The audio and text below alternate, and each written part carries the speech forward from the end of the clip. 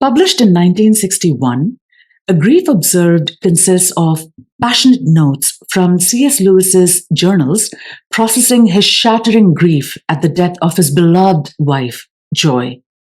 His stepson provides an introduction to this book and recounts how his mother met C.S. Lewis. She too was exceptional, brilliant, a gifted academic, and like Lewis, she came to Christ at the end of a long journey, which began with atheism to agnosticism, and by way of theism, finally to Christianity. Encountering the work of the British writer C.S. Lewis, she recognized a mind of unparalleled clarity, and so she writes to him from New York City. He noticed her letters at once, and thus began a friendship. C.S. Lewis's stepson says, "It fascinates me how sometimes God brings two people together who are so far apart in so many ways and merges them into that spiritual homogeneity which is marriage." I hope you enjoy this reading. No one ever told me that grief felt so like fear. I am not afraid, but the sensation is like being afraid. The same fluttering in the stomach, the same restlessness, the yawning. I keep on swallowing. At other times, it feels like being mildly drunk or concussed. There is a sort of invisible blanket between the world and me. I find it hard to take in what anyone says, or perhaps hard to want to take it in. It is so uninteresting.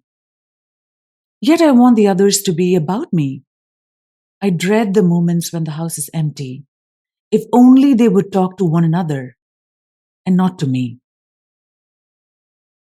There are moments, most unexpectedly, when something inside me tries to assure me that I don't really mind so much. Not so very much after all. Love is not the whole of a man's life. I was happy before I ever met H. I've plenty of what are called resources. People get over these things. Come, I shan't do so badly. One is ashamed to listen to this voice, but it seems for a little to be making out a good case. Then comes a sudden jab of red hot memory, and all this common sense vanishes like an ant in the mouth of a furnace. On the rebound, one passes into tears and pathos, maudlin tears. I almost prefer the moments of agony. These are at least clean and honest, but the bath of self-pity, the wallow, the loathsome, sticky, sweet pleasure of indulging it, that disgusts me. And even while I'm doing it, I know it leads me to misrepresent H herself. Give that mood its head, and in a few minutes, I shall have substituted for the real woman a mere doll to be blubbered over. Thank God the memory of her is still too strong. Will it always be too strong to let me get away with it? For H wasn't like that at all. Her mind was lithe and quick and muscular as a leopard.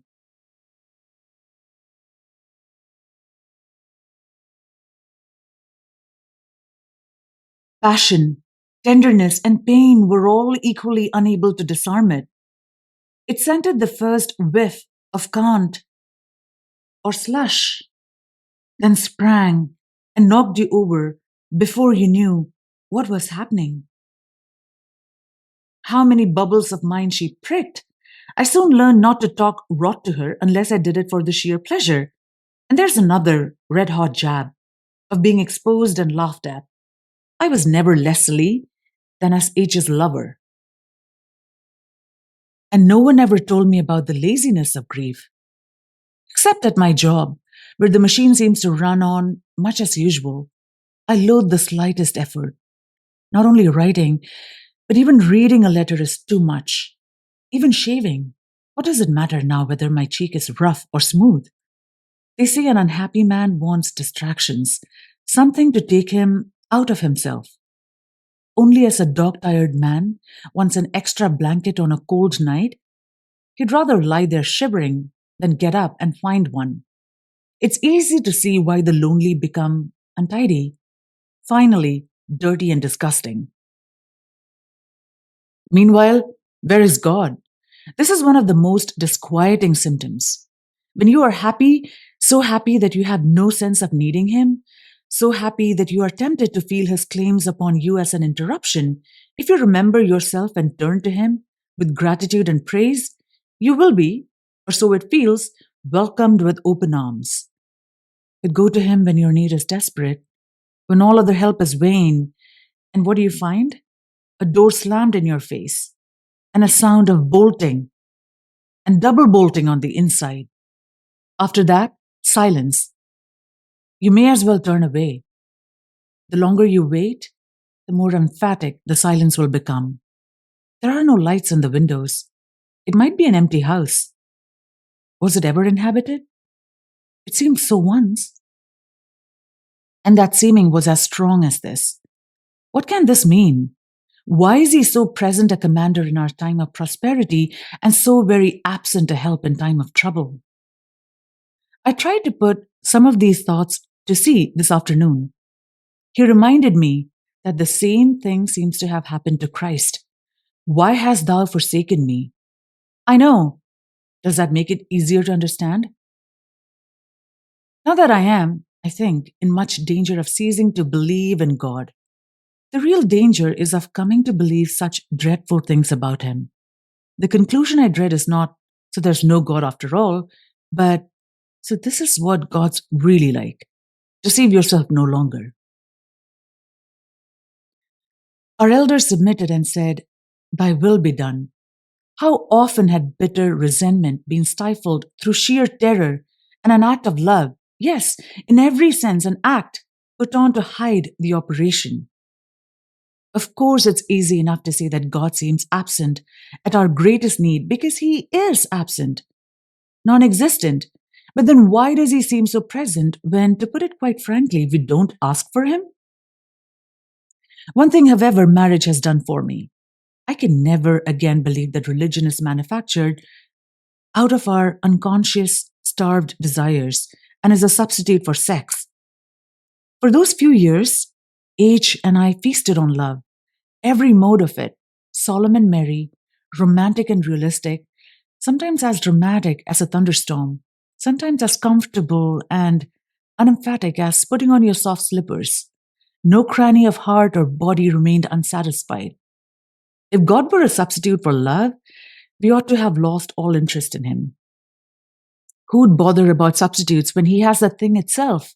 But that isn't what happens. We both knew we wanted something besides one another, quite a different kind of something, a quite different kind of want. You might as well say that when lovers have one another, they will never want to read, or eat, or breathe. After the death of a friend years ago, I had for some time a most vivid feeling of certainty about his continued life, even his enhanced life. I have begged to be given even 100th part of the same assurance about H. There is no answer. Only the locked door, the iron curtain, the vacuum, absolute zero. Them as asked, don't get. I was a fool to ask. For now, even if that assurance came, I should distrust it. I should think it a self-hypnosis induced by my own prayers. At any rate, I must keep clear of the spiritualists. I promised H I would. She knew something of those circles. Keeping promises to the dead or to anyone else is very well, but I begin to see that respect for the wishes of the dead is a trap. Yesterday, I stopped myself only in time from saying about some trifle. H wouldn't have liked that. This is unfair to the others. I should soon be using what H would have liked as an instrument of domestic tyranny, with her supposed likings becoming a thinner and thinner disguise for my own. I cannot talk to the children about her. The moment I try, there appears on their faces neither grief, nor love, nor fear, nor pity, but the most fatal of all non-conductors, embarrassment. They look as if I were committing an indecency. They're longing for me to stop. I felt just the same after my own mother's death when my father mentioned her. I can't blame them. It's the way boys are. I sometimes think that shame, mere awkward, senseless shame, does as much towards preventing good acts and straightforward happiness as any of our vices can do. And not only in boyhood. Or are the boys right? What would H herself think of this terrible little notebook to which I come back and back? Are these jottings morbid? I once read the sentence, I lay awake all night with toothache, thinking about toothache and about lying awake. That's true to life. Part of every misery is, so to speak, the misery shadow or reflection. The fact that you don't merely suffer but have to keep on thinking about the fact that you suffer. I not only live each endless day in grief, but live each day thinking about living each day in grief. Do these notes merely aggravate that side of it? Merely confirm the monotonous treadmill march of the mind round one subject? But what am I to do? I must have some drug, and reading isn't a strong enough drug now. By writing it all down? All? No. One thought in 100. I believe I get a little outside it. That's how I defend it to H. But 10 to 1, she'd see a hole in the defense. It isn't only the boys either. An odd byproduct of my loss is that I'm aware of being an embarrassment to everyone I meet. At work, at the club, in the street, I see people, as they approach me, trying to make up their minds whether they'll say something about it or not. I hate it if they do, and if they don't. Some funk it altogether. R has been avoiding me for a week. I like best the well brought up young men, almost boys, who walk up to me as if I were a dentist, turn very red, get it over, and then edge away to the bar as quickly as they decently can. Perhaps the bereaved ought to be isolated in special settlements like lepers. To some, I'm worse than an embarrassment. I am a death's head. Whenever I meet a happily married pair, I can feel them both thinking, one or other of us must someday be as he is now. At first, I was very afraid of going to places where H and I had been happy, our favorite pub, our favorite wood. But I decided to do it at once, like sending a pilot up again as soon as possible after he's had a crash. Unexpectedly, it makes no difference. Her absence is no more emphatic in those places than anywhere else. It's not local at all. I suppose that if one were forbidden all salt, one wouldn't notice it much more in any one food than in another. Eating in general would be different, every day, at every meal. It is like that. The act of living is different all through. Her absence is like the sky spread over everything. But no, that is not quite accurate. There is one place where her absence comes locally home to me. And it is a place I can't avoid. I mean my own body. It had such a different importance while it was the body of H's lover. Now it's like an empty house. But don't let me deceive myself. This body would become important to me again and pretty quickly if I thought there was anything wrong with it. Cancer and cancer and cancer. My mother, my father, my wife. I wonder who is next in the queue. Yet H herself, dying of it and well knowing the fact, said that she had lost a great deal of her old horror at it. When the reality came, the name and the idea were in some degree disarmed, and up to a point I very nearly understood. This is important. One never meets just cancer, or war, or unhappiness, or happiness. One only meets each hour or moment that comes, all manner of ups and downs, many bad spots in our best times, many good ones in our worst. One never gets the total impact of what we call the thing itself. But we call it wrongly. The thing itself is simply all these ups and downs. The rest is a name or an idea. It is incredible how much happiness, even how much gaiety we sometimes had together after all hope was gone. How long, how tranquilly, how nourishingly we talked together that last night. And yet not quite together. There's a limit to the one flesh. You can't really share someone else's weakness or fear or pain. What you feel may be bad. It might conceivably be as bad as what the other felt, though I should distrust anyone who claimed that it was. But it would still be quite different. When I speak of fear, I mean the merely animal fear, the recoil of the organism from its destruction, the smothery feeling, the sense of being a rat in a trap. It can't be transferred. The mind can sympathize, the body, less. In one way, the bodies of lovers can do at least. All their love passages have trained them to have not identical but complementary, correlative, even opposite feelings about one another. We both knew this. I had my miseries, not hers. She had hers, not mine. The end of hers would be the coming of age of mine. We were setting out on different roads. This cold truth, this terrible traffic regulation, you, madam, to the right, you, sir, to the left, is just the beginning of the separation, which is death itself. And the separation, I suppose, waits for all. I have been thinking of H and myself as peculiarly unfortunate in being torn apart, but presumably all lovers are. She once said to me, even if we both died at exactly the same moment, as we lie here, side by side, it would be just as much a separation as the one you're so afraid of. Of course, she didn't know any more than I do, but she was near death, near enough to make a good shot. She used to quote, "Lone into the alone." She said it felt like that, and how immensely improbable that it should be otherwise. Time and space and body were the very things that brought us together, the telephone wires by which we communicated. Cut one off or cut both off simultaneously. Either way, mustn't the conversation stop? Unless you assume that some other means of communication, utterly different yet doing the same work, would be immediately substituted. But then what conceivable point could there be in severing the old ones? Is God a clown who whips away your bowl of soup one moment in order next moment to replace it with another bowl of the same soup? Even nature isn't such a clown as that. She never plays exactly the same tune twice. It is hard to have patience with people who say, there is no death, or death doesn't matter. There is death, and whatever is matters, and whatever happens has consequences, and they are irrevocable and irreversible. You might as well say that birth doesn't matter. I look up at the night sky.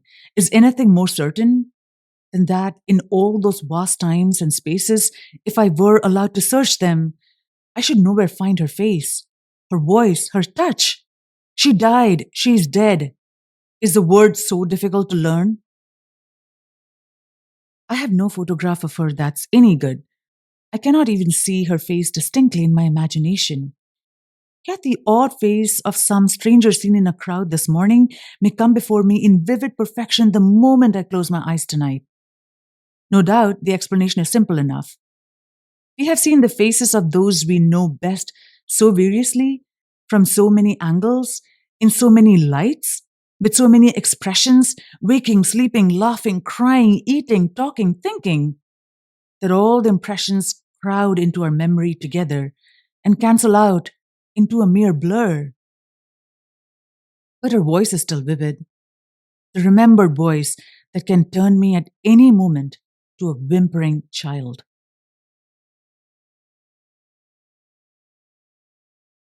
Chapter 2. For the first time, I have looked back and read these notes. They appall me. From the way I've been talking, anyone would think that H's death mattered chiefly for its effect on myself. Her point of view seems to have dropped out of sight. Have I forgotten the moment of bitterness when she cried out, "And there was so much to live for"? Happiness had not come to her early in life. 1,000 years of it would not have made her blasé. Her palate for all the joys of sense and intellect and spirit was fresh and unspoiled. Nothing would have been wasted on her. She liked more things and liked them more than anyone I have known. A noble hunger, long unsatisfied, met at last its proper food, and almost instantly the food was snatched away. Fate, or whatever it is, delights to produce a great capacity and then frustrate it.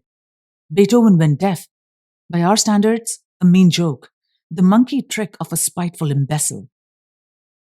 I must think more about age and less about myself. Yes, that sounds very well, but there's a snag. I'm thinking about her nearly always, thinking of the age facts, real words, looks, laughs, and actions of hers. But it is my own mind that selects and groups them. Already, less than a month after her death, I can feel the slow, insidious beginning of a process that will make the age I think of into a more and more imaginary woman. Founded on fact, no doubt. I shall put in nothing fictitious, or I hope I shan't. But won't the composition inevitably become more and more my own? The reality is no longer there to check me, to pull me up short, as the real age so often did, so unexpectedly, by being so thoroughly herself and not me. The most precious gift that marriage gave me was this constant impact of something very close and intimate, yet all the time unmistakably other, resistant. In a word, real. Is all that work to be undone? Is what I shall still call age to sink back horribly into being not much more than one of my old bachelor pipe dreams? Oh, my dear, come back for one moment and drive that miserable phantom away. Oh God, God, why did you take such trouble to force this creature out of its shell if it is now doomed to crawl back, to be sucked back into it? Today I had to meet a man I haven't seen for 10 years, and all the time I had thought I was remembering him well, how he looked and spoke and the sort of things he said. The first 5 minutes of the real man shattered the image completely. Not that he had changed. On the contrary, I kept on thinking, yes, of course, I'd forgotten that he thought that, or disliked this, or knew so and so, or jerked his head back that way. I had known all these things once, and I recognized them the moment I met them again. But they had all faded out of my mental picture of him. And when they were all replaced by his actual presence, the total effect was quite astonishingly different from the image I had carried about with me for those 10 years. How can I hope that this will not happen to my memory of age? That it is not happening already? Slowly, quietly, like snowflakes, like the small flakes that come when it is going to snow all night? Little flakes of me, my impressions, my selections, are settling down on the image of her. The real shape will be quite hidden in the end. 10 minutes, 10 seconds of the real age would correct all this. And yet, even if those 10 seconds were allowed me, 1 second later the little flakes would begin to fall again. The rough, sharp, cleansing tang of her otherness is gone. What pitiable cant to say. She will live forever in my memory. Live? That is exactly what she won't do. You might as well think like the old Egyptians that you can keep the dead by embalming them. Will nothing persuade us that they are gone? What's left? A corpse, a memory, and in some versions a ghost. All mockeries or horrors. 3 more ways of spelling the word dead. It was H I loved, as if I wanted to fall in love with my memory of her, an image in my own mind. It would be a sort of incest. I remember being rather horrified one summer morning long ago when a burly, cheerful laboring man carrying a hoe and a watering pot came into our churchyard, and as he pulled the gate behind him, shouted over his shoulder to two friends, "See you later. I'm just going to visit Mum." He meant he was going to weed and water and generally tidy up her grave.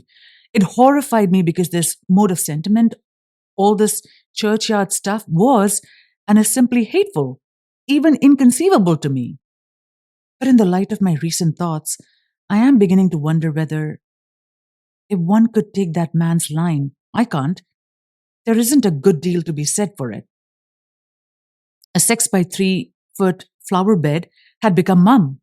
That was a symbol for her, his link with her. Caring for it was visiting her. May this not be in one way better than preserving and caressing an image in one's own memory? The grave and the image are equally links with the irrecoverable, and symbols for the unimaginable. But the image has the added disadvantage that it will do whatever you want. It will smile or frown, be tender, gay, ribald, or argumentative, just as your mood demands. It is a puppet of which you hold the strings. Not yet, of course. The reality is still too fresh, genuine, and wholly involuntary memories can still, thank God, at any moment rush in and tear the springs out of my hands. But the fatal obedience of the image, its insipid dependence on me, is bound to increase. The flower bed, on the other hand, is an obstinate, resistant, often intractable bit of reality, just as Mum, in her lifetime, doubtless was, as H was, or as H is. Can I honestly say that I believe she now is anything? The vast majority of the people I meet, say at work, would certainly think she's not. So naturally, they wouldn't press the point on me. Not just now, anyway. What do I really think? I've always been able to pray for the other dead, and I still do with some confidence. But when I try to pray for H, I halt. Bewilderment and amazement come over me. I have a ghastly sense of unreality, of speaking into a vacuum, about a nonentity. The reason for the difference is only too plain. You never know how much you really believe anything until its truth or falsehood becomes a matter of life and death to you. It is easy to say you believe a rope to be strong and sound as long as you are merely using it to cord a box. But suppose you had to hang by that rope over a precipice? Wouldn't you then first discover how much you really trusted it? The same with people. For years, I would have said that I had perfect confidence in BR. Then came the moment when I had to decide whether I would or would not trust him with a really important secret. That threw quite a new light on what I called my confidence in him. I discovered that there was no such thing. Only a real risk tests the reality of a belief.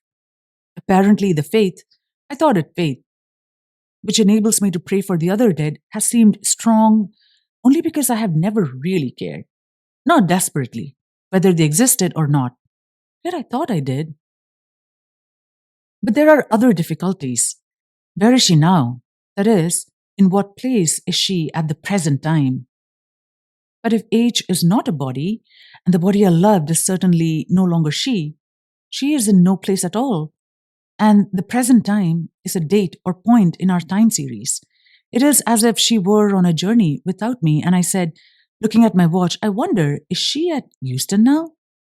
But unless she is proceeding at 60 seconds a minute along the same timeline that all we living people travel by, what does now mean?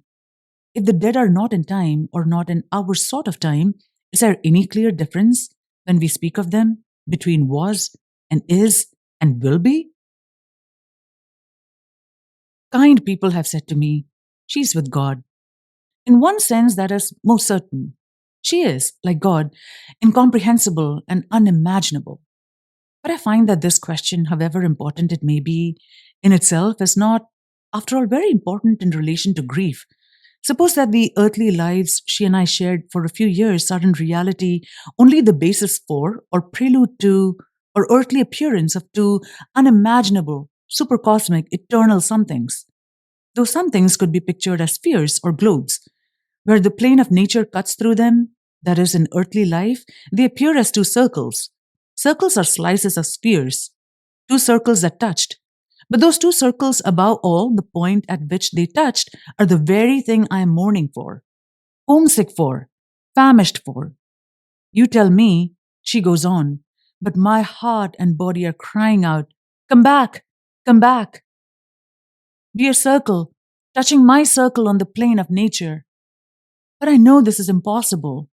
I know that the thing I want is exactly the thing I can never get.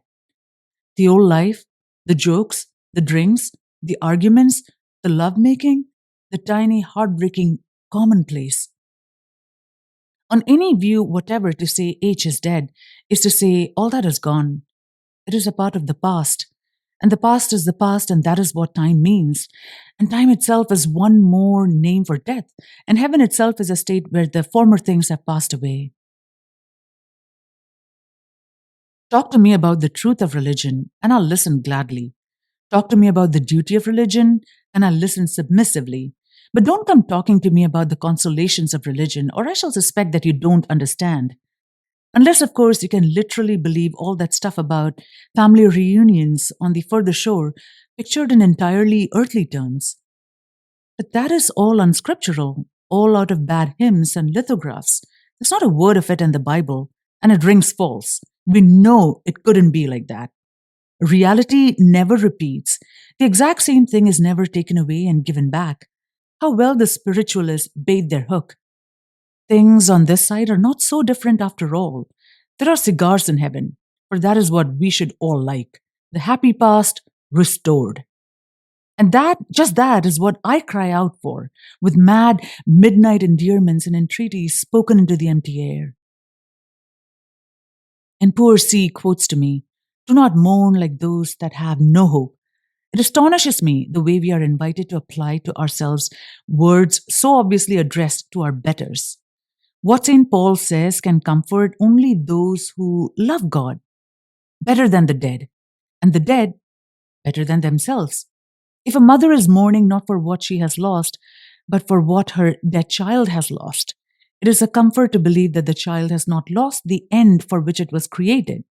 And it is a comfort to believe that she herself, in losing her chief or only natural happiness, has not lost a greater thing, that she may still hope to glorify God and enjoy Him forever. A comfort to the God aimed eternal spirit within her, but not to her motherhood. The specifically maternal happiness must be written off.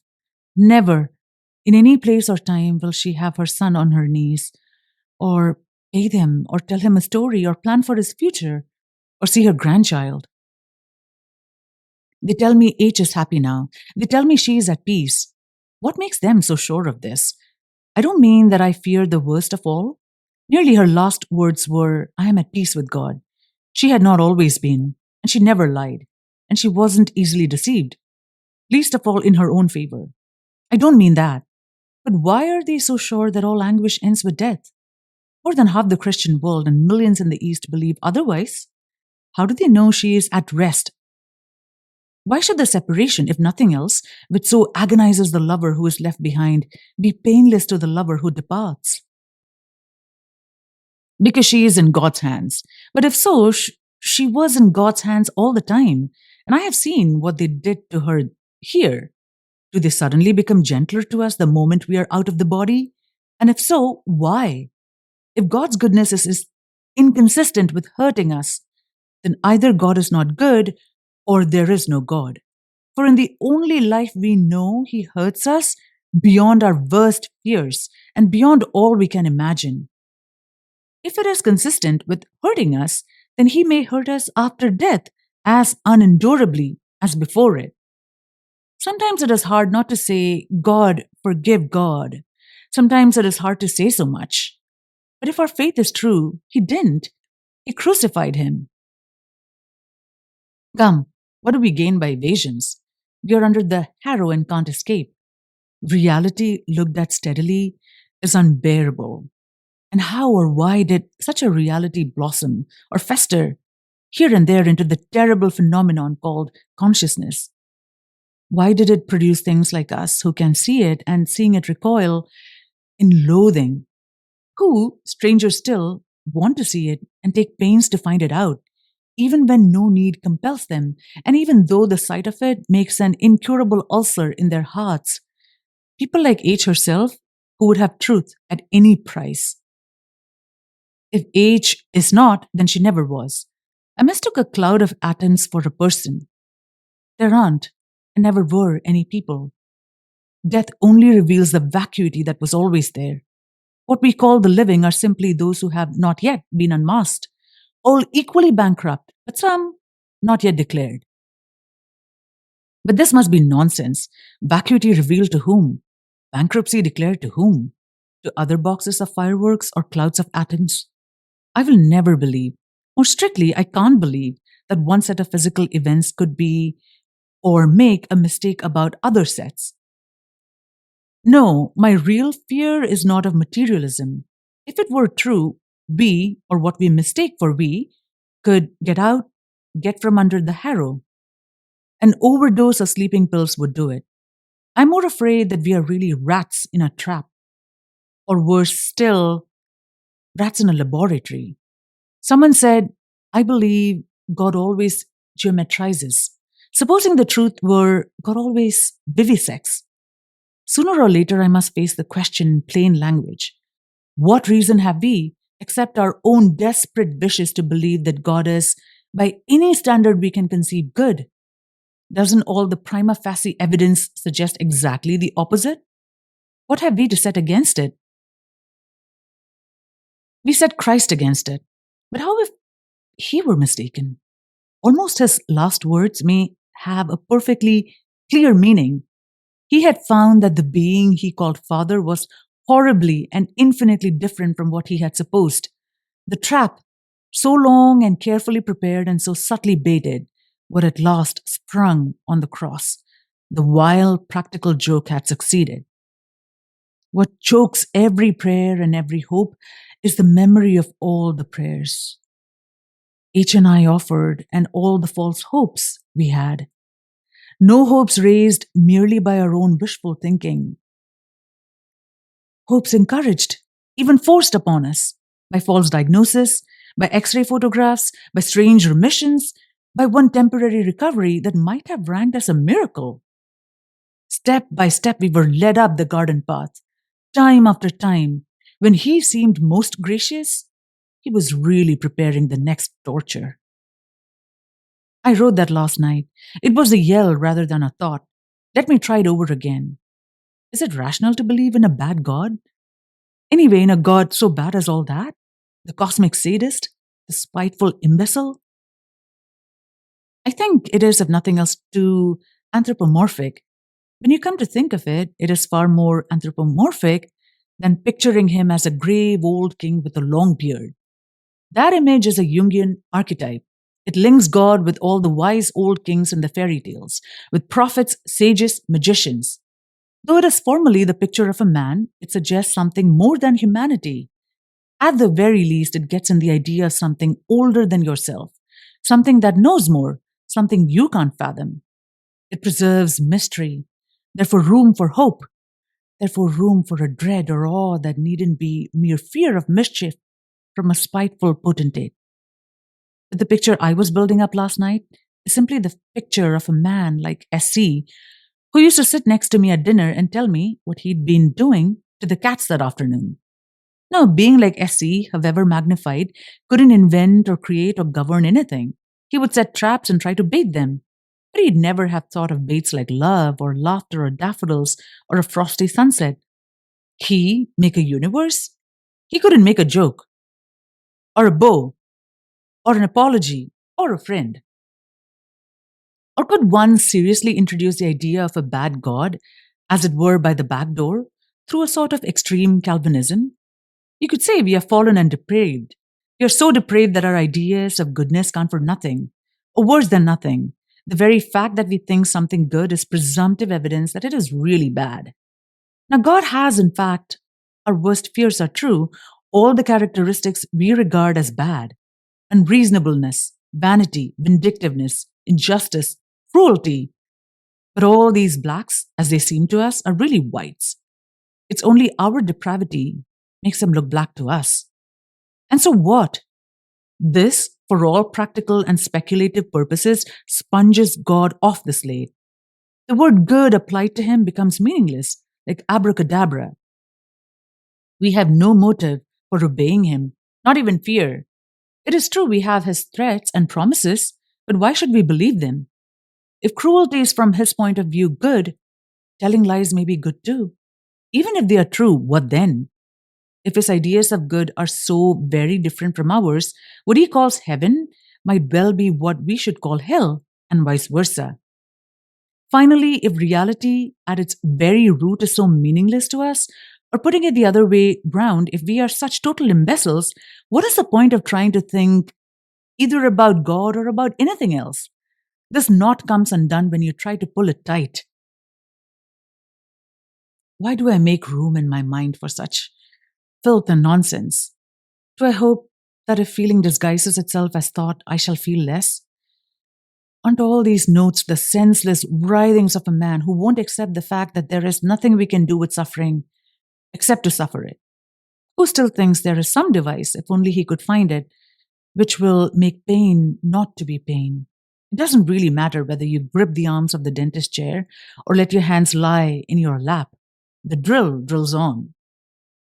And grief still feels like fear, perhaps more strictly like suspense or like waiting, just hanging about waiting for something to happen.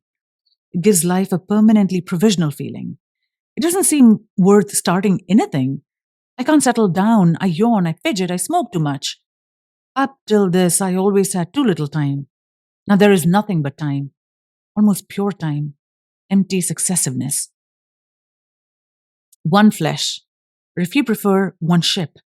The starboard engine has gone. I, the port engine, must chug along somehow till we make harbor, or rather, till the journey ends. How can I assume a harbor, a lee shore, more likely a black night, a deafening gale, breakers ahead, and any lights shown from the land probably being waved by wreckers? Such was H's landfall. Such was my mother's. I say their landfalls, not their arrivals. Chapter 3. It's not true that I'm always thinking of H. Work and conversation make that impossible. But the times when I'm not are perhaps my worst. For then, though I have forgotten the reason, there is spread over everything a vague sense of wrongness, of something amiss, like in those dreams where nothing terrible occurs, nothing that would sound even remarkable if you told it at breakfast time. But the atmosphere, the taste of the whole thing is deadly. So with this, I see the rowan berries reddening and don't know for a moment why they, of all things, should be depressing. I hear a clock strike and some quality it always had before has gone out of the sound. What's wrong with the world to make it so flat, shabby, worn out looking? Then I remember. This is one of the things I'm afraid of. The agonies, the mad midnight moments must, in the course of nature, die away. But what will follow? Just this apathy, this dead flatness? Will there come a time when I no longer ask why the world is like a mean street because I shall take the squalor as normal? Does grief finally subside into boredom, tinged by faint nausea? Feelings and feelings and feelings. Let me try thinking instead. From the rational point of view, what new factor has H's death introduced into the problem of the universe? What grounds has it given me for doubting all that I believe? I knew already that these things, and worse, happen daily. I would have said that I had taken them into account. I had been warned. I had warned myself not to reckon on worldly happiness. We were even promised sufferings. They were part of the program. We were even told, "Blessed are they that mourn," and I accepted it. I got nothing that I hadn't bargained for. Of course, it is different when the thing happens to oneself, not to others, and in reality, not in imagination. Yes, but should it, for a sane man, make quite such a difference as this? No. And it wouldn't for a man whose faith had been real faith and whose concern for other people's sorrows had been real concern. The case is too plain. If my house has collapsed at one blow, that is because it was a house of cards. The faith which took these things into account was not faith, but imagination. The taking them into account was not real sympathy. If I had really cared, as I thought I did, about the sorrows of the world, I should not have been so overwhelmed when my own sorrow came. It has been an imaginary faith playing with innocuous counters labeled illness, pain, death, and loneliness. I thought I trusted the rope until it mattered to me whether it would bear me. Now it matters, and I find I didn't. Bridge players tell me that there must be some money on the game or else people won't take it seriously. Apparently, it's like that. Your bid for God or no God, for a good God or the cosmic sadist, for eternal life or non-entity will not be serious if nothing much is staked on it. And you will never discover how serious it was until the stakes are raised horribly high, until you find that you are playing not for counters or for sixpences, but for every penny you have in the world. Nothing less will shake a man, or at any rate a man like me, out of his merely verbal thinking and his merely notional beliefs. He has to be knocked silly before he comes to his senses.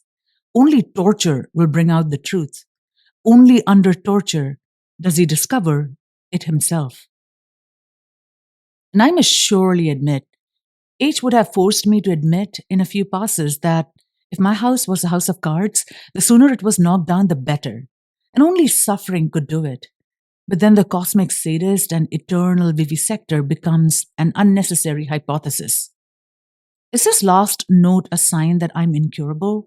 That when reality smashes my dream to bits, I mope and snarl while the first shock lasts, and then patiently, idiotically start putting it together again? And so always, however often the house of cards falls, shall I set about rebuilding it? Is that what I'm doing now? Indeed, it's likely enough that what I shall call, if it happens, a restoration of faith will turn out to be only one more house of cards.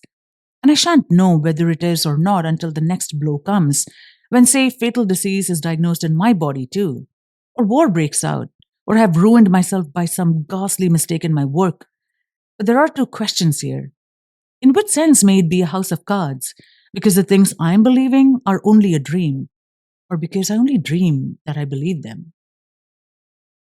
As for the things themselves, why should the thoughts I had a week ago be any more trustworthy than the better thoughts I have now?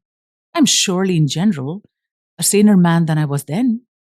Why should the desperate imaginings of a man dazed, I said it was like being concussed, be especially reliable? Because there was no wishful thinking in them? Because being so horrible, they were therefore all the more likely to be true? But there are fear fulfillment as well as wish fulfillment dreams. And were they wholly distasteful? No. In a way, I like them. I'm even aware of a slight reluctance to accept the opposite thoughts. All that stuff about the cosmic sadist was not so much the expression of thought as of hatred. I was getting from it the only pleasure a man in anguish can get, the pleasure of hitting back. It was really just Billingsgate, mere abuse, telling God what I thought of him.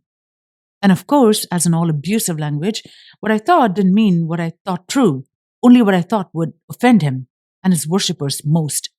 That sort of thing is never said without some pleasure. Gets it off your chest. You feel better for a moment.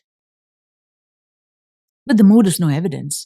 Of course, the cat will growl and spit at the operator and bite him if she can. But the real question is whether he's a vet or a vivisector. Her bad language throws no light on it one way or the other. And I can't believe he's a vet when I think of my own suffering. It is harder when I think of hers. What is grief compared with physical pain? Whatever fools may say, the body can suffer 20 times more than the mind. The mind has always some power of evasion. At worst, the unbearable thought only comes back and back, but the physical pain can be absolutely continuous. Grief is like a bomber circling round and dropping its bombs each time the circle brings it overhead. Physical pain is like the steady barrage on a trench in World War I, hours of it with no let up for a moment. Thought is never static. Pain often is. What sort of a lover am I to think so much about my affliction and so much less about hers? Even the insane call, come back, is all for my own sake. I never even raised the question whether such a return, if it were possible, would be good for her.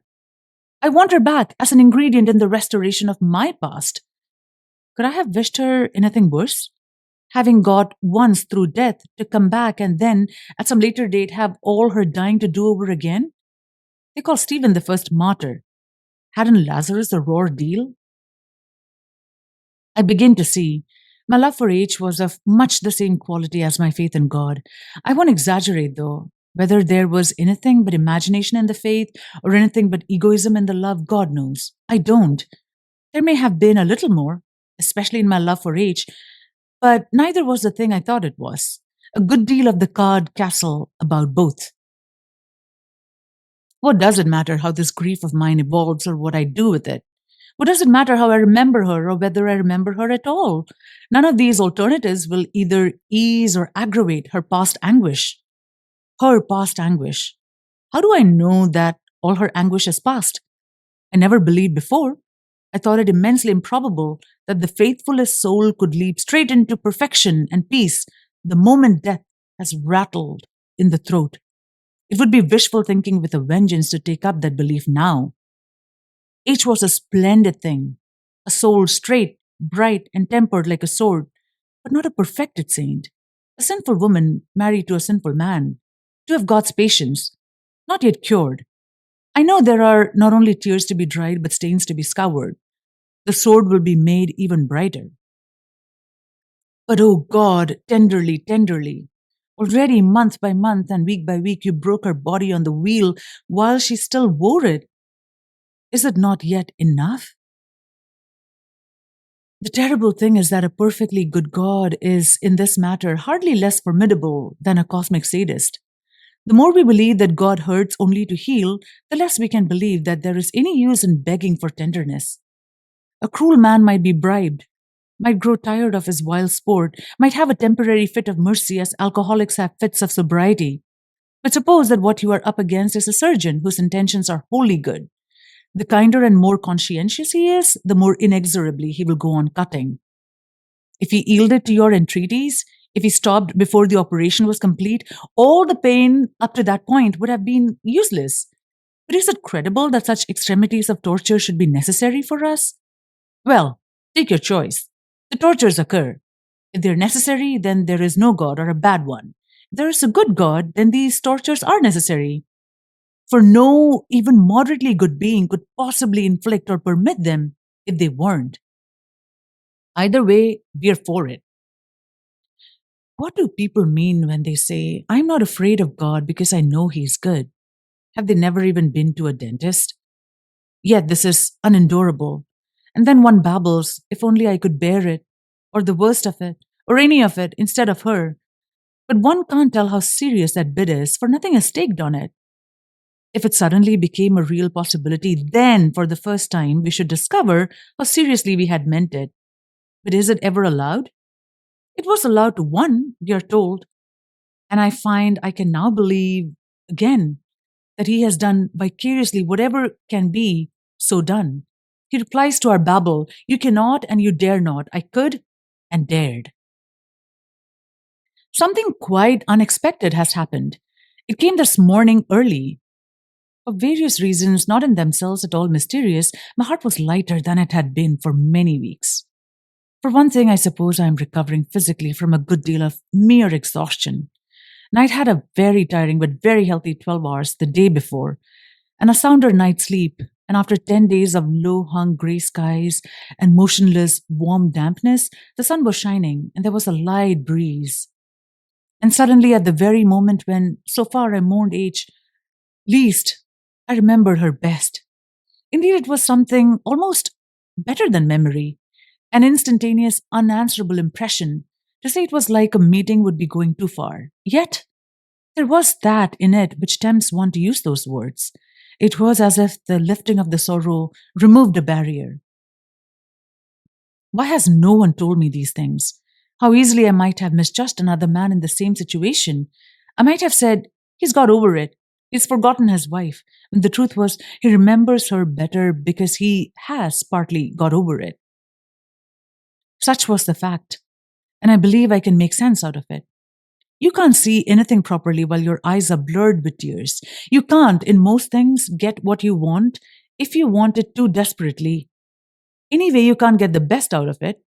Now, let's have a real good talk. Reduces everyone to silence. I must get a good sleep tonight. Ushers in hours of wakefulness. Delicious drinks are wasted on a really ravenous thirst. Is it similarly the very intensity of the longing that draws the iron curtain, that makes us feel we are staring into a vacuum when we think about our dead? Them, as us, at any rate, as us too importunately, don't get. Perhaps can't. And so perhaps with God. I have gradually been coming to feel that the door is no longer shut and bolted. Was it my own frantic need that slammed it in my face? The time when there is nothing at all in your soul except a cry for help may be just the time when God can't give it. You're like the drowning man who can't be helped because he clutches and grabs. Perhaps your own reiterated cries deafen you to the voice you hope to hear. On the other hand, knock and it shall be opened. But does knocking mean hammering and kicking the door like a maniac? And there's also to him that hath shall be given. After all, you must have a capacity to receive, or even omnipotence can't give. Perhaps your own passion temporarily destroys the capacity. For all sorts of mistakes are possible when you are dealing with him.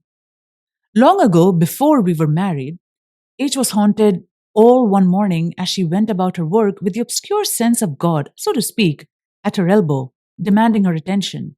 And of course, not being a perfected saint, she had the feeling that it would be a question, as it usually is, of some unrepented sin or tedious duty. At last she gave in. I know how one puts it off, and faced him. But the message was, I want to give you something, and instantly she entered into joy. I think I am beginning to understand why grief feels like suspense. It comes from the frustration of so many impulses that had become habitual. Thought after thought, feeling after feeling, action after action, had H for their object. Now their target is gone.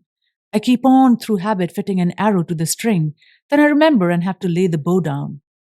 So many roads lead thought to H. I set out on one of them, but now there's an impassable frontier post across it. So many roads once, now so many cul-de-sac. For a good wife contains so many persons in herself. What was H not to me? She was my daughter and my mother, my pupil and my teacher, my subject and my sovereign, and always holding all these in solution, my trusty comrade, friend, shipmate, fellow soldier, my mistress, but at the same time, all that any man friend, and I have good ones, has ever been to me. Perhaps more. If we had never fallen in love, we should have nonetheless been always together and created a scandal. That's what I meant when I once praised her for her masculine virtues, but she soon put a stop to that by asking how I'd like to be praised for my feminine ones. It was a good riposte, dear. Yet there was something of the Amazon, something of Penthesilea and Camilla, and you, as well as I, were glad it should be there. You were glad I should recognize it. Solomon calls us bride sister. Could a woman be a complete wife unless for a moment, in one particular mood, a man felt almost inclined to call her brother? It was too perfect to last. So I am tempted to say of our marriage. But it can be meant in two ways. It may be grimly pessimistic, as if God no sooner saw two of his creatures happy than he stopped it. None of that here. As if he were like the hostess at the sherry party who separates two guests the moment they show signs of having got into a real conversation. But it could also mean this had reached its proper perfection. This had become what it had in it to be. Therefore, of course, it would not be prolonged. As if God said, good, you have mastered that exercise. I'm very pleased with it. And now you are ready to go on to the next. When you have learned to do quadratics and enjoy doing them, you will not beset them much longer. The teacher moves you on. For we did learn and achieve something. There is hidden or flaunted a sword between the sexes till an entire marriage reconciles them. It is arrogance in us to call frankness, fairness, and chivalry masculine when we see them in a woman. It is arrogance in them to describe a man's sensitiveness or tact or tenderness as feminine. But also what poor warped fragments of humanity most mere men and mere women must be to make the implications of that arrogance plausible. Marriage heals this. Jointly the two become fully human. In the image of God created he them. Thus, by a paradox, this carnival of sexuality leads us out beyond our sexes. And then one or other dies, and we think of this as love cut short, like a dance stopped in mid-career, or a flower with its head unluckily snapped off, something truncated and therefore lacking its due shape. I wonder if, as I can't help suspecting, the dead also feel the pains of separation, and this may be one of their purgatorial sufferings, then for both lovers and for all pairs of lovers without exception, bereavement is a universal and integral part of our experience of love.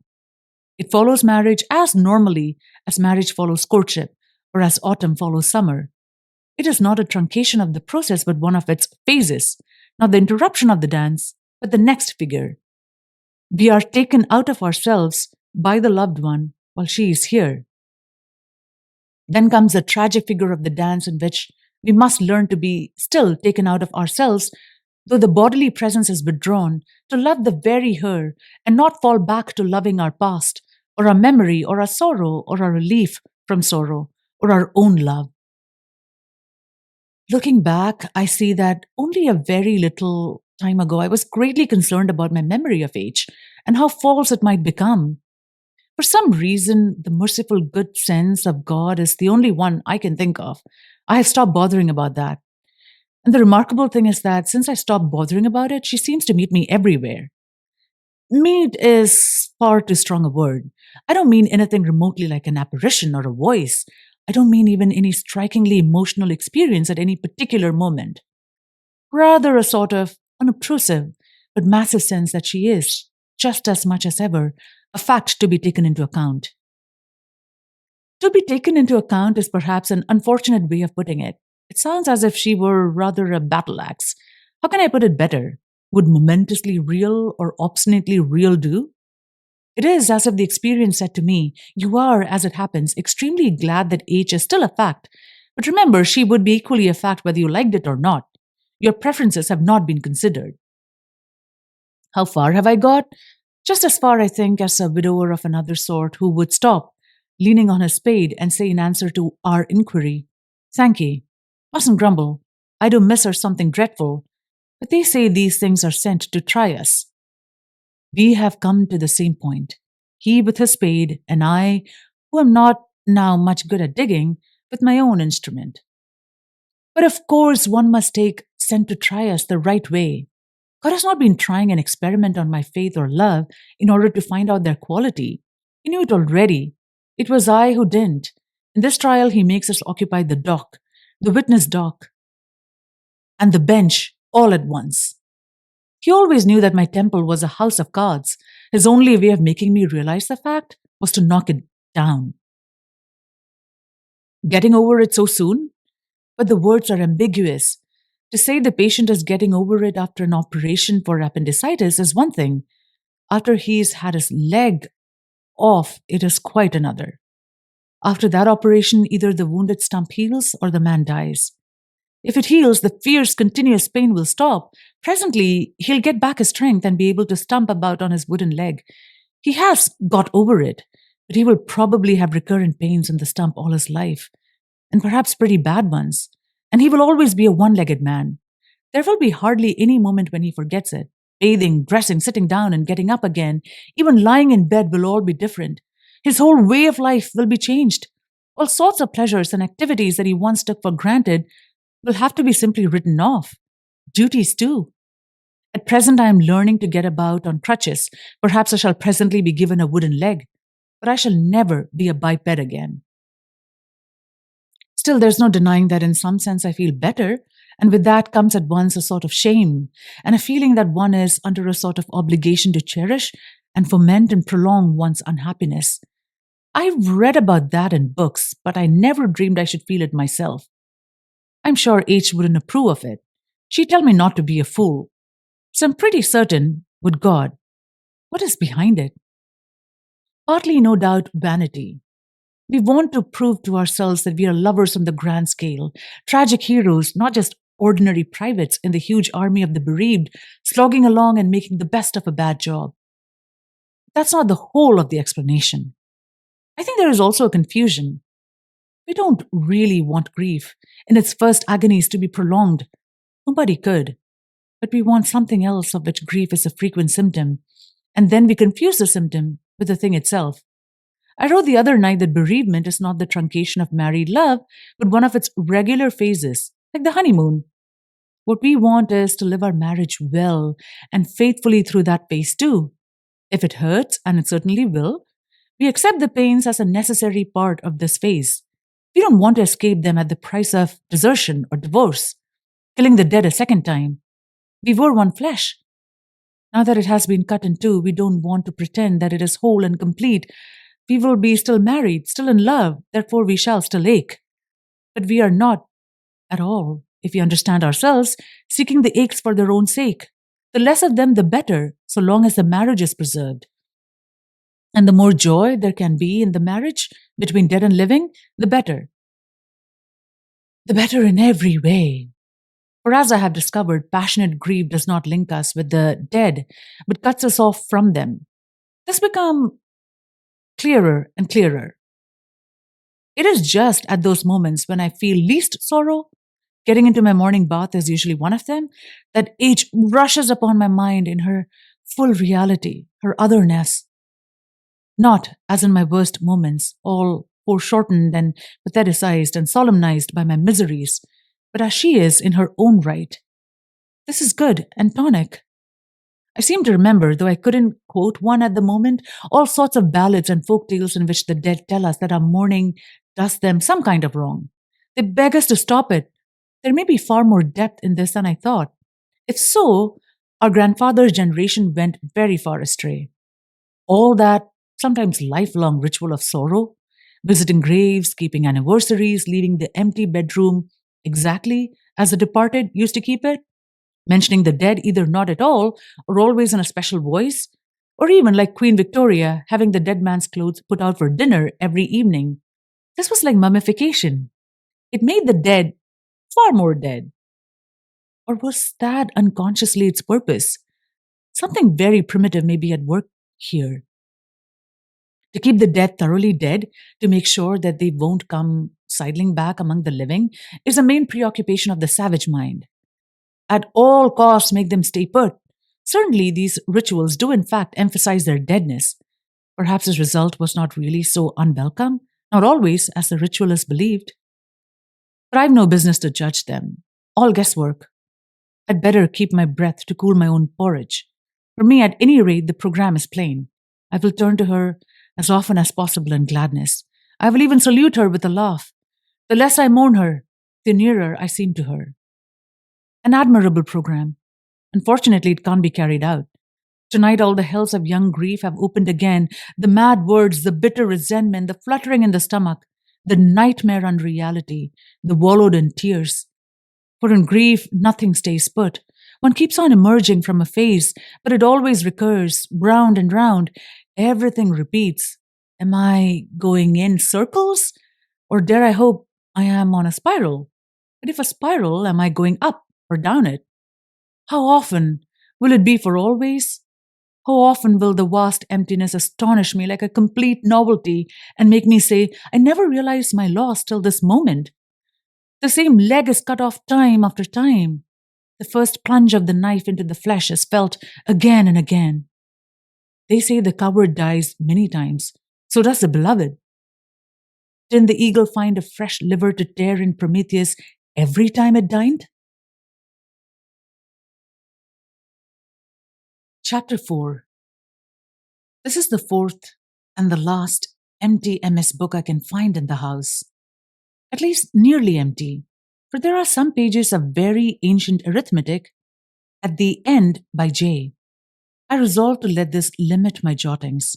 I will not start buying books for the purpose. Insofar as this record was a defense against total collapse, a safety valve, it has done some good. The other end I had in view turns out to have been based on a misunderstanding. I thought I could describe a state, make a map of sorrow. Sorrow, however, turns out to be not a state but a process. It needs not a map but a history, and if I don't stop writing that history at some quite arbitrary point, there's no reason why I should ever stop. There is something new to be chronicled every day. Grief is like a long valley, a winding valley where any bend may reveal a totally new landscape. As I've already noted, not every bend does. Sometimes the surprise is the opposite one. You are presented with exactly the same sort of country you thought you had left behind miles ago. That is when you wonder whether the valley isn't a circular trench. But it isn't. There are partial recurrences, but the sequence doesn't repeat. Here, for instance, is a new face, a new loss. I do all the walking I can, for I'd be a fool to go to bed not tired. Today I have been revisiting old haunts, taking one of the long rambles that made me so happy in my bachelor days. And this time, the face of nature was not emptied of its beauty, and the world didn't look, as I complained some days ago, like a mean street. On the contrary, every horizon, every stile or clump of trees summoned me into a past kind of happiness, my pre H happiness.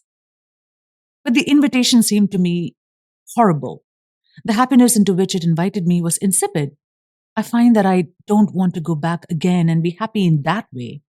It frightens me to think that a mere going back should even be possible. For this fate would seem to me the worst of all, to reach a state in which my years of love and marriage should appear in retrospect a charming episode, like a holiday that had briefly interrupted my interminable life and returned me to normal, unchanged. Then it would come to seem unreal, something so foreign to the usual texture of my history that I could almost believe it had happened to someone else. Thus, age would die to me a second time, a worse bereavement than the first. Anything but that. Did you ever know, dear, how much you took away with you when you left? You have stripped me even of my past, even of the things we never shared. I was wrong to say the stump was recovering from the pain of the amputation. I was deceived because it has so many ways to hurt me that I discovered them only one by one. Still, there are the two enormous gains. I know myself too well now to call them lasting. Turn to God, my mind no longer meets that locked door.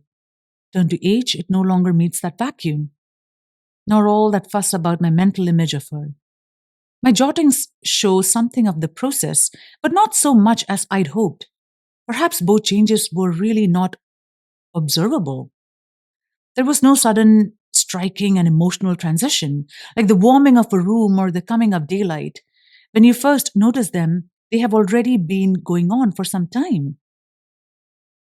The notes have been about myself and about H and about God, in that order. The order and the proportions exactly what they ought not to have been. And I see that I have nowhere fallen into that mode of thinking about either which we call praising them. Yet that would have been best for me. Praise is the mode of love which always has some element of joy in it. Praise in due order, of him as the giver, of her as the gift. Don't we in praise somehow enjoy what we praise, however far we are from it? I must do more of this. I have lost the fruition I once had of H, and I am far, far away in the valley of my unlikeness from the fruition which, if his mercies are infinite, I may sometime have of God. But by praising, I can still, in some degree, enjoy her, and already in some degree enjoy him. Better than nothing. But perhaps I lack the gift. I see I've described H as being like a sword. That's true as far as it goes, but utterly inadequate by itself and misleading. I ought to have balanced it. I ought to have said, but also like a garden, like a nest of gardens, wall within wall, hedge within hedge, more secret, more full of fragrant and fertile life, the further you entered. And then of her, and of every created thing I praise, I should say, in some way, in its unique way, like him who made it. Thus, up from the garden to the gardener, from the sword to the smith, to the life giving life and the beauty that makes beautiful. She is in God's hand. That gains a new energy when I think of her as a sword. Perhaps the earthly life I shared with her was only part of the tempering. Now perhaps he grasps the hilt, weighs the new weapon, makes lightnings with it in the air, a right Jerusalem blade. One moment last night can be described in similes, otherwise it won't go into language at all. Imagine a man in total darkness. He thinks he is in a cellar or dungeon. Then there comes a sound. He thinks it might be a sound from far off, waves or wind-blown trees or cattle half a mile away. And if so, it proves he's not in a cellar but free, in the open air. Or it may be a much smaller sound close at hand, a chuckle of laughter. And if so, there is a friend just beside him in the dark. Either way, a good sound. I'm not mad enough to take such an experience as evidence for anything. It is simply the leaping into imaginative activity of an idea which I would always have theoretically admitted. The idea that I or any mortal at any time may be utterly mistaken as to the situation he is really in. five senses, an incurably abstract intellect, a haphazardly selective memory, a set of preconceptions and assumptions so numerous that I can never imagine more than a minority of them, never become even conscious of them all. How much of total reality can such an apparatus let through? I will not, if I can help it, shin up either the feathery or the prickly tree. Two widely different convictions press more and more on my mind. One is that the eternal wet is even more inexorable, and the possible operations even more painful than our severest imaginings can forebode. But the other, that all shall be well, and all shall be well, and all manner of things shall be well. It doesn't matter that all the photographs of H are bad. It doesn't matter, not much, if my memory of her is imperfect. Images, whether on paper or in the mind, are not important for themselves, merely links. Take a parallel from an infinitely higher sphere. Tomorrow morning, a priest will give me a little round, thin, cold, tasteless wafer. Is it a disadvantage? Is it not in some ways an advantage that it can't pretend the least resemblance to that with which it unites me? I need Christ, not something that resembles him. I want H, not something that is like her. A really good photograph might become, in the end, a snare, a horror, and an obstacle. Images, I must suppose, have their use or they would not have been so popular. It makes little difference whether they are pictures and statues outside the mind or imaginative constructions within it. To me, however, their danger is more obvious. Images of the holy easily become holy images, sacrosanct. My idea of God is not a divine idea. It has to be shattered time after time. He shatters it himself. He is a great iconoclast. Could we not almost say that the shattering is one of the marks of his presence? The incarnation is the supreme example. It leaves all previous ideas of the Messiah in ruins.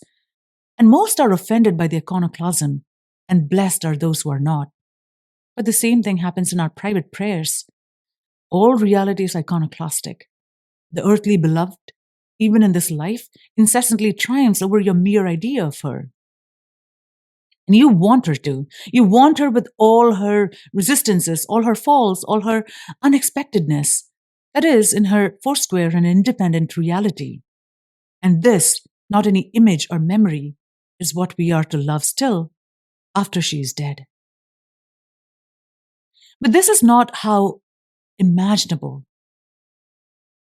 In that respect, H and all the dead are like God. In that respect, loving her has become, in its measure, like loving him. In both cases, I must stretch out the arms and hands of love.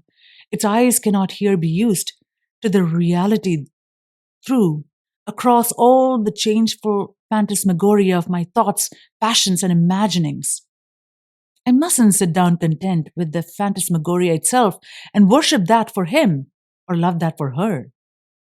Not my idea of God, but God. Not my idea of H, but H. Yes, and also not my idea of my neighbor, but my neighbor. For don't we often make this mistake as regards people who are still alive, who are with us in the same room, talking and acting not to the man himself, but to the picture, almost the précis we've made of him in our own minds. And he has to depart from it pretty widely before we even notice the fact. In real life, that's one way it differs from novels. His words and acts are, if we observe closely, hardly ever quite in character, that is, in what we call his character. There's always a card in his hand we didn't know about. My reason for assuming that I do this to other people is the fact that so often I find them obviously doing it to me. We all think we've got one another taped. And all this time, I may once more be building with cards. And if I am, he will once more knock the building flat.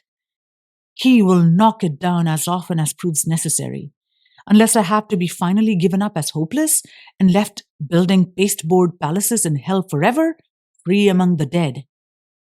Am I, for instance, just sidling back to God because I know that if there's any road to H, it runs through him? But then, of course, I know perfectly well that he can't be used as a road. If you're approaching him not as the goal but as a road, not as the end but as a means, you're not really approaching him at all. That's what was really wrong with all those popular pictures of happy reunions on the further shore. Not the simple minded and very earthly images, but the fact that they make an end of what we can get only as a byproduct of the true end. Lord, are these your real terms?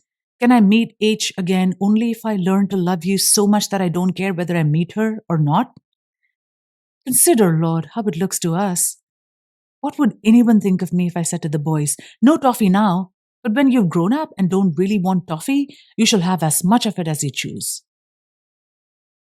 If I knew that to be eternally divided from H and eternally forgotten by her would add a greater joy and splendor to her being, of course I'd say fire ahead.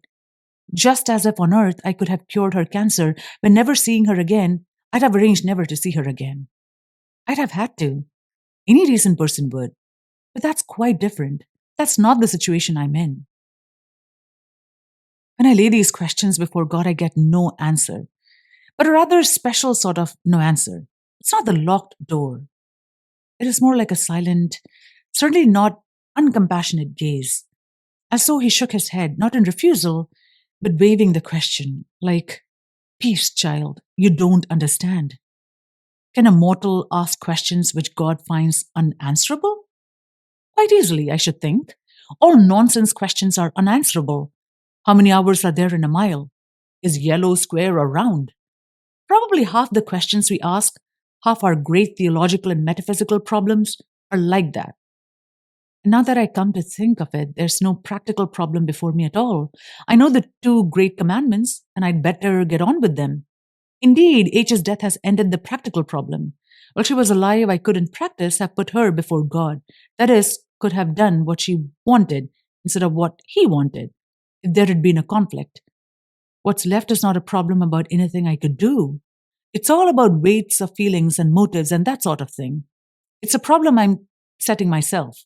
I don't believe God set it me at all. The fruition of God, reunion with the dead, these can't figure in my thinking except as counters. Blank checks. My idea, if you can call it an idea, of the first is a huge, risky extrapolation from a very few and short experiences here on earth. Probably not such valuable experiences as I think, perhaps even of less value than others that I take no account of.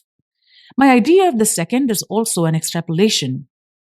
The reality of either, the cashing of either check, would probably blow all one's ideas about both, how much more one's ideas about their relations to each other, into smithereens. The mystical union on the one hand, the resurrection of the body on the other. I can't reach the ghost of an image, a formula, or even a feeling that combines them. But the reality we are given to understand does. Reality the iconoclast once more. Heaven will solve our problems, but not, I think, by showing us subtle reconciliations between all our apparently contradictory notions. The notions will all be knocked from under our feet. We shall see that there never was any problem. And more than once, that impression which I can't describe except by saying that it's like the sound of a chuckle in the darkness, the sense that some shattering and disarming simplicity is a real answer. It is often thought that the dead see us, and we assume, whether reasonably or not, that if they see us at all, they see us more clearly than before. Does H now see exactly how much froth or tinsel there was in what she called, and I call, my love? So be it. Look your hardest, dear. I wouldn't hide if I could. We didn't idealize each other. We tried to keep no secrets. You knew most of the rotten places in me already. If you now see anything worse, I can take it. So can you. Rebuke, explain, mock, forgive. For this is one of the miracles of love. It gives to both, but perhaps especially to the woman, a power of seeing through its own enchantments, and yet not being disenchanted. To see in some measure like God. His love and his knowledge are not distinct from one another, nor from him. We could almost say he sees because he loves, and therefore loves, although he sees. Sometimes, Lord, one is tempted to say that if you wanted us to behave like the lilies of the field, you might have given us an organization more like theirs. But that, I suppose, is just your grand experiment. Or no, not an experiment, for you have no need to find things out.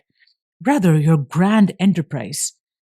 To make an organism which is also a spirit, to make that terrible oxymoron, a spiritual animal, to take a poor primate, a beast with nerve endings all over it, a creature with a stomach that wants to be filled, a breeding animal that wants its mate, and say, now get on with it, become a god. I said several notebooks ago that even if I got what seemed like an assurance of H's presence, I wouldn't believe it. Easier said than done. Even now, though, I won't treat anything of that sort as evidence. It's the quality of last night's experience, not what it proves, but what it was, that makes it worth putting down. It was quite incredibly unemotional. Just the impression of her mind momentarily facing my own. Mind, not soul as we tend to think of soul. Certainly the reverse of what is called soulful, not at all like a rapturous reunion of lovers, much more like getting a telephone call or a wire from her about some practical arrangement. Not that there was any message, just intelligence and attention. No sense of joy or sorrow. No love, even in our ordinary sense. No unlove. I had never in any mood imagined the dead as being so businesslike. Yet there was an extreme and cheerful intimacy, an intimacy that had not passed through the senses or the emotions at all. If this was a throw up from my unconscious, then my unconscious must be a far more interesting region than the depth psychologists have led me to expect. For one thing, it is apparently much less primitive than my consciousness. Wherever it came from, it has made a sort of spring cleaning in my mind. The dead could be like that, sheer intellects. A Greek philosopher wouldn't have been surprised at an experience like mine. He would have expected that if anything of us remained after death, it would be just that. Up to now, this always seemed to me a most arid and chilling idea. The absence of emotion repelled me. But in this contact, whether real or apparent, it didn't do anything of the sort. One didn't need emotion. The intimacy was complete, sharply bracing and restorative too. Without it, can that intimacy be love itself? Always in this life attended with emotion? Not because it is itself an emotion or needs an attended emotion, but because our animal souls, our nervous systems, our imaginations have to respond to it in that way? If so, how many preconceptions I must scrap? A society, a communion of pure intelligences would not be cold, drab, and comfortless. On the other hand, it wouldn't be very like what people usually mean when they use such words as spiritual or mystical or holy. It would, if I have had a glimpse, be, well, I'm almost scared at the adjectives I'd have to use. Brisk, cheerful, keen, alert, intense, wide awake, above all, solid, utterly reliable, firm. There is no nonsense about the dead. When I say intellect, I include will. Attention is an act of will. Intelligence in action is will par excellence. What seemed to meet me was full of resolution. Once, very near the end, I said, if you can, if it is allowed, come to me when I too am on my deathbed. Allowed, she said, heaven would have a job to hold me, and as for hell, I'd break it into bits. She knew she was speaking a kind of mythological language, with even an element of comedy in it. There was a twinkle as well as a tear in her eye. But there was no myth and no joke about the will, deeper than any feeling that flashed through her. But I mustn't, because I have come to misunderstand a little less completely what a pure intelligence might be, lean over too far. There is also, whatever it means, the resurrection of the body. We cannot understand. The best is perhaps what we understand least. Didn't people dispute once whether the final vision of God was more an act of intelligence or of love? That is probably another of the nonsense questions. How wicked it would be, if we could, to call the dead back. She said, not to me, but to the chaplain, I am at peace with God. She smiled, but not at me. Poi si tornò al eterna fontana.